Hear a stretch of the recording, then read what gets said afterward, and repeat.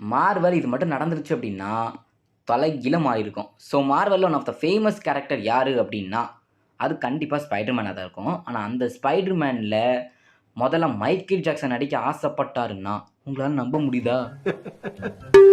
என்னடா ஏய்?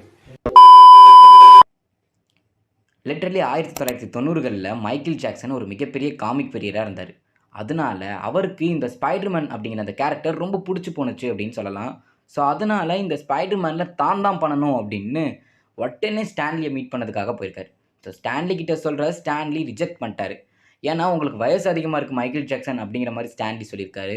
நீ 30 வயசுக்காரன். ஆனா அந்த ஸ்பைடர் மேன் வெறும் 19 வயசுக்காரன் தான் அப்படிங்கிற மாரி ஸ்டான்லி சொல்ல, இத கேட்ட நம்ம மைக்கேல் ஜாக்சன் கொந்தளிச்சுட்டாரு.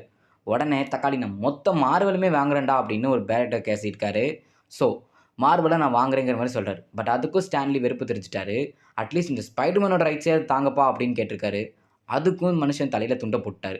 ஸோ என்னதான் ஆனாலும் இனிமே இது கிடைக்காது அப்படின்னு முடிவு பண்ண மைக்கேல் ஜாக்சன், தன்னோட கனவுகள அழிச்சாரா? இல்ல இத வாங்குனாரா? அப்படிங்கிறதுக்கு தெரியணும்னா நம்ம சேனல சப்ஸ்கிரைப் பண்ணுங்க. பட் ஸ்டான்லி ஒத்த கால்ல நின்னு அத குடுக்க மாட்டேன் அப்படின்னு அடம் பிடிச்சு, நம்மளோட மார்வெல நம்மகிட்டயே குடுத்துட்டாங்க.